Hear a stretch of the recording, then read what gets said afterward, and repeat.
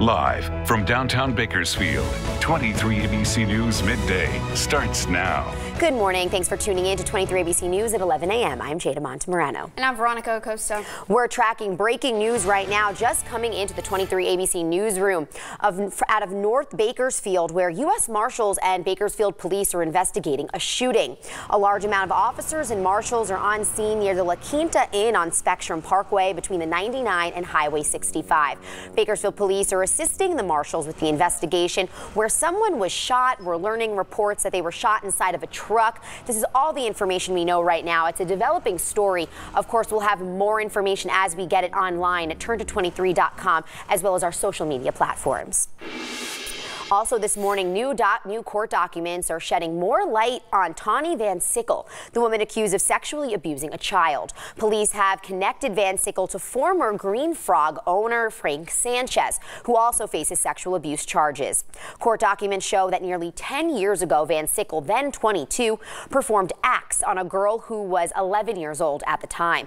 The girl is now 20 and Van Sickle now 31. These documents state that Van Sickle let a man take pictures of her while she was naked, allegedly being kissed by that 11-year-old girl. The pictures were for a sex blog. Documents also state that the pictures were taken by a man who has already been arrested for similar charges, but this man is not named at this time. Van Sickle has pleaded not guilty to sexual abuse of a child.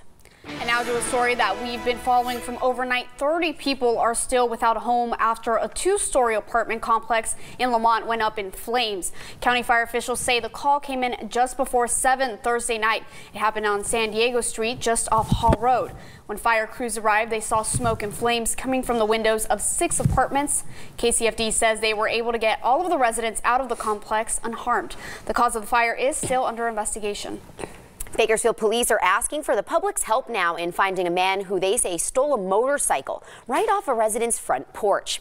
Police say surveillance pictures captured this man you see on your screen near the home on the 100 block of Panorama Drive the day after Christmas. They say he was able to get away with that motorcycle you see, and it had been parked near the front porch. This man is being described as a white male between 30 and 40 years old, between 5'6" and 5'10" tall, weighing about 150 to 175 pounds. This motorcycle you saw is a 2016 Triumph. It's black in color with the license plate 22K9841. If you have any information on this man or this motorcycle, you are asked to contact BPD at that number on your screen, 327-7111. And switching gears to something that's become part of the American vernacular, active shooter. Do you know what to do if you find yourself in that situation? Well, 23 ABC's Natalie Tarangoli joined a dozen other people last night for a real-life training scenario. This is a scenario of what to do in the event of an active shooter, using a belt to hold the door shut. It's one of the 4 things taught at an active shooter training at Second Amendment Sports. Use good marksmanship if he's going to hurt anybody. While active shooting situations seem to be more of a recent occurrence, they're not new. And Robert D'Alessio with Second Amendment Sports says knowing what to do in these situations could be the matter of life and death. The times are changing, correct? And this is not a new thing. I mean, the first active shooter situation we find on school grounds actually happened in the late 1700s. D'Alessio leads the group in the training sessions. He says knowing what to do before finding yourself in one of these situations is crucial. I'm a big believer in the fact that knowledge is power, and it's always better to have training and not need it than to need it and not have it. D'Alessio emphasizes 4 main points. But if you guys disperse, everybody separate. Evading. Don't be by each other. Separate. Hiding. Use good marksmanship if he's going to hurt anybody. Barricading. And fighting. Pull your arm away from her. But what he says is the most important part of the 4-hour training is the hands-on scenarios. Tapping into survival instincts, offering ways of getting creative, even saying what could have been done differently in past shootings. D'Alessio says knowing what to do in an active shooter situation is one thing, but getting the hands-on training to fully be prepared if one happens is invaluable. I'm Natalie Tarangoli for 23 ABC News. The active shooter training sessions are for people of all ages, and Second Amendment Sports holds one every few months. The next one is scheduled for March 24th. More than a dozen people were arrested following recent crimes believed to be gang-related. The Kern County Sheriff's Office says they have noticed a rise in crime in areas like Lamont, Weed Patch, and Arvin. They now believe that these crimes are gang-related. Deputies teamed up with probation, state parole officers, and Arvin police to conduct their operation. They targeted 40 residences of known gang members and narcotics offenders. After the sweep, deputies made 7 felony and 14 misdemeanor arrests, including the arrest of a sex offender that was out of compliance with his registration. Several people were also taken into custody on drug-related offenses. And now we'll switch over and check in with Chief Meteorologist Elena Rusk. Elena, please tell us that we're seeing a warming trend. I've been freezing. Because we are cold. It's so cold. Yeah, it's still cool out there. We're at 59. But to put this in perspective, our average high is 55. So to already be well above that, and it's not even lunchtime yet, you know it's going to be a warm day. Now you can see the haze on the horizon. That's the price we pay, at least here in the valley, for having warmer weather. As this high pressure sets up, it's allowing high thin clouds to stream through, but the jet stream, the cold air, the moisture, all going well up to the north. So look at the progression. Today 68, tomorrow and Sunday both at 71 with those high thin clouds and the haze. That's a little bit of a bummer. So what about New Year's Eve? Well, we are seeing all of this high pressure building, which sends that cold air plunging into New York City. 10 degrees. It's actually going to feel like it's down below zero there in Times Square. For us here at home, upper 40s for the Kern River, or lower 40s, excuse me, for the Kern River Valley. Pretty much the same for us here in Bakersfield. 30s in Tehachapi and Fraser Park. That's at midnight. Talk about rain next week coming up. Well, it's a good thing that the weather's looking nice this weekend because the Rose Parade is this weekend. Final preparations are underway right now on the dozens of floats that will take part in the annual New Year's tradition. Now, volunteers spent hours adding detailed decorations to the many floats. For some, getting the work done is a tradition itself, and they return to help out year after year. The work takes a lot of time, but volunteers say it's all worth it when they see their floats on parade day. I think I've been here for like a few hours and I've only got like 12 little paints done. On the day of the parade, I'm going to be like, that was my window.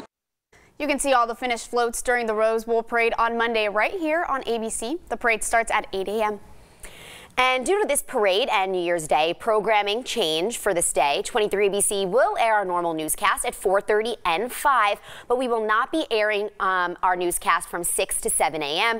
GMA will be on from 6 to 8 a.m. and then starting at 8, we'll have the full coverage of that Rose Parade. And then following that parade around 10, we'll have full coverage of the Citrus Bowl between Notre Dame and LSU. Because of that game, there will be no 11 a.m. newscast. So again, this Monday, New Year's Day, no 6 a.m. newscast and no 11 a.m. newscast. And still to come here on 23 ABC News at 11, Christmas has just ended, but there's still some holiday spirit left. You can find out where you can spend your New Year's Eve in a family fun environment, all coming up next on 23 ABC. It's 11:08. Stick with us. Welcome back, 11:11 now. We're still tracking that breaking news out of North Bakersfield where more than a dozen U.S. Marshals are investigating a deadly shooting. Bakersfield police are assisting the Marshals in the investigation. It's near the La Quinta Inn on Spectrum Parkway between the 99 and Highway 65. 23 ABC has learned that someone was shot inside of a truck there, but this is all the information we know right now. We don't know exactly what happened or why. Of course, this is a developing story, so stay with 23 ABC News for more details as we get them. And now switching gears to some fun for this holiday weekend. If you're looking for some family fun on New Year's Eve, you can check out the Christmas lights at the California Living Museum. The annual holiday display will feature 3 million lights, and it kicks off at 5:30 on New Year's Eve and is open until 9 p.m. The event is in its 15th year and was voted one of the best light shows in Bakersfield by the Bakersfield Californian Poll. The display will be open through January 6th. For tickets, prices, and more information, you can head to our website, turn23.com. And with New Year's already here and the Christmas season ending, you may be wondering, what are you going to do with that tree? Well, several places here in town want you to know that they are happy to take it off your hands. The city of Bakersfield will be teaming up with both Bakersfield College to provide Christmas tree recycling. You can drop off your tree at any time between now and January 12th to the parking lot on the corner of Haley and University Avenue. You can also take your tree to the Kern County Fairgrounds as well. A drop-off site has been set up in the South P Street parking lot now through January 12th.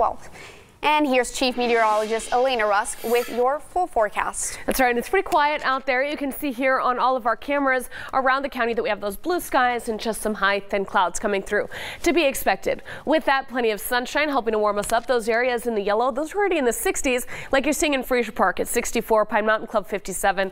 Bakersfield up to 59 now, with the same in Wilford Heights and down into Ridgecrest. So zooming out, you can see that we're enjoying this ridge of high pressure building and keeping us warm, because Bismarck, a high of 2 so far today. St. Paul at 8.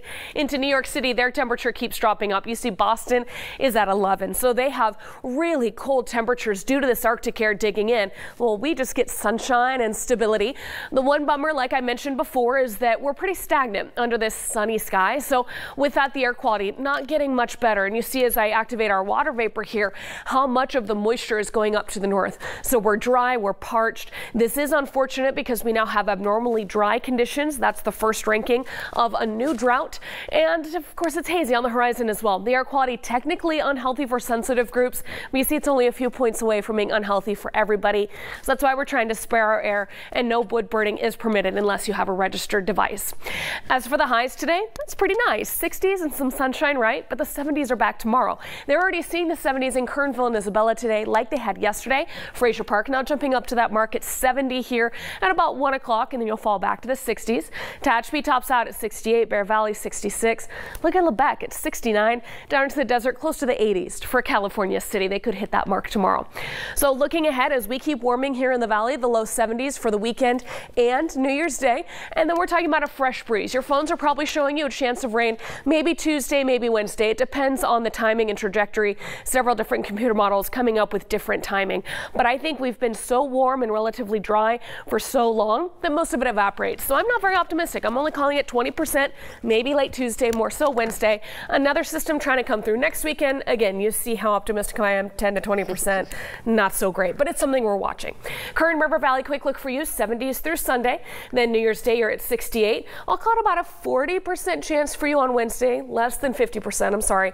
Tehachapi, upper 60s through the weekend, only 20% chance of rain for you next week. Fraser Park has those 70s today, and then the 60s, and then we'll see how things develop once that system tries to move through.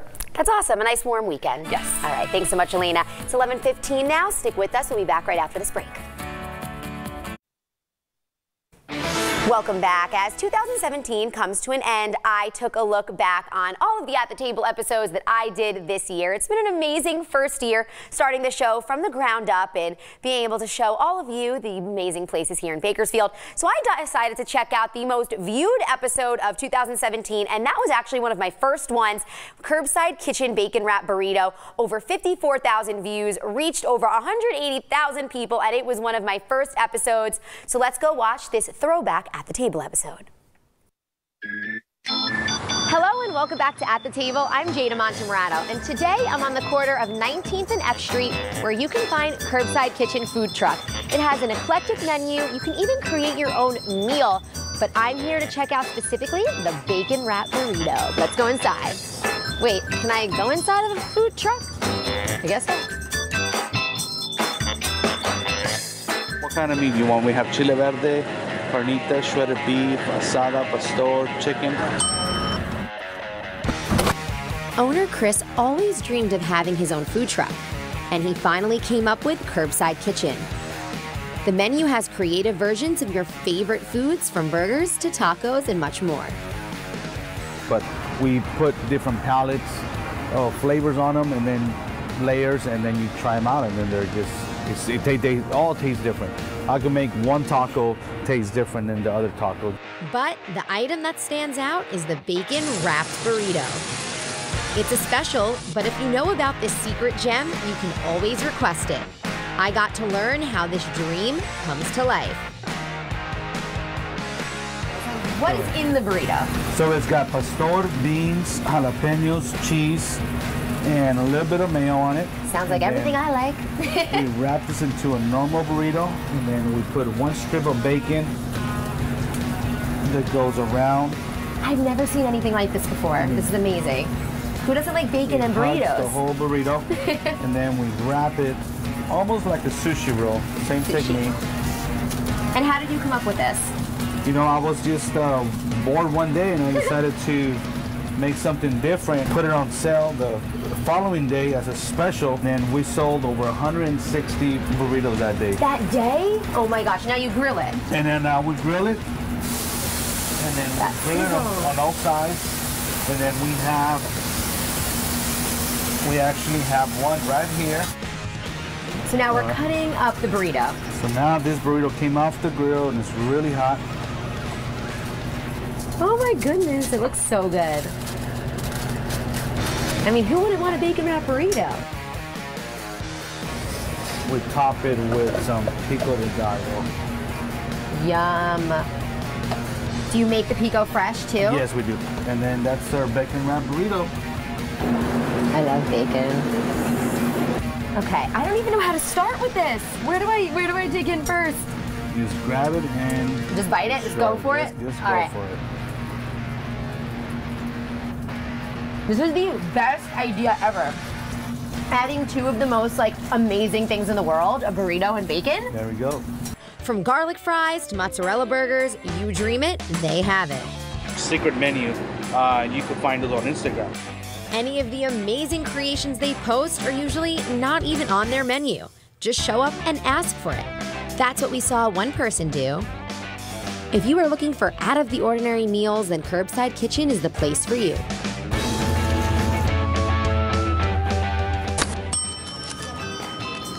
Head to Curbside Kitchen for breakfast or lunch, and make sure to check out their Instagram every day for their daily special. And if you like this video, give it a like and let me know where I should check out next week. Thanks for watching At the Table.